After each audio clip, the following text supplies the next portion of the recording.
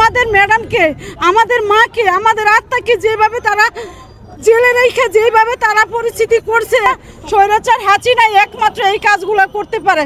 তাছাড়া আমাদের মতো নেত্রী, আমাদের মা খালেদা জিয়া কখনো এই ধরনের কাজ করতে পারে না। আপনারা সবাই দেশবাসীকে বলবেন, সবাই যেন আমাদের নেত্রীর জন্য একটু দোয়া করে, আমাদের মার জন্য। এই হাসিনা থাকতে যে একটা পরিস্থিতি করছে, আমাদের রাস্তায় বাইরের মতন কোনো পরিস্থিতি ছিল না। তারপরও আমরা লুকাই লুকাই বাইরেছি।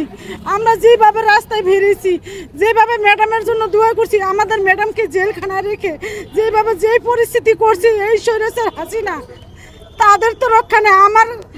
আমার মা তো ঠিকই দেখে যাইতে পারলো তার ফাঁসি, কিন্তু সে যেই কারণগুলো করছে আমাদের জনগণ নিয়ে, আমাদের দেশবাসী তো দেখতেছে।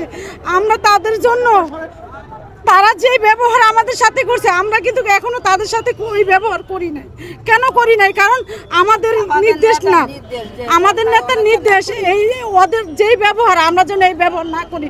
কিন্তু আমাদের ম্যাডামকে, আমাদের মাকে, আমাদের আত্মাকে যেভাবে তারা জেলে রেখে যেভাবে তারা পরিস্থিতি করছে, ওষুধ দিয়ে অত্যাচার করে যেভাবে তাকে পয়জন দিয়া দুর্বল করছে, এটা স্বৈরাচার হাসিনা একমাত্র এই কাজগুলো করতে পারে।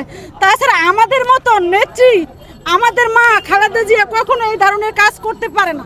কারণ সারা বিশ্ব জানে আপোষের নেত্রী। আমরা যদিও ছোট, কিন্তু আমরা যেভাবে এই দীর্ঘ 17 বছর রাস্তায় কাজ করতেছি আমাদের মার জন্য, যুদ্ধ করছি। আমরা যেভাবে 28 তারিখে যেভাবে আমরা যুদ্ধ করে আমাদের জানটা হাতে ছিল, আমার নেতৃত্ব চলেই গিয়েছিল, ওইখান থেকে আমরা উঠে আনছি। আমরা খালি টেনশন করছি যে আল্লাহ পাক আমার মাকে সুস্থ রাখুক, আমার ম্যাডামকে সুস্থ রাখুক। কারণ সবাই যেন, আপনারা সবাই দেশবাসীকে বলবেন, সবাই যেন আমাদের নেত্রীর জন্য একটু দোয়া করে, আমাদের মার জন্য দোয়া করে।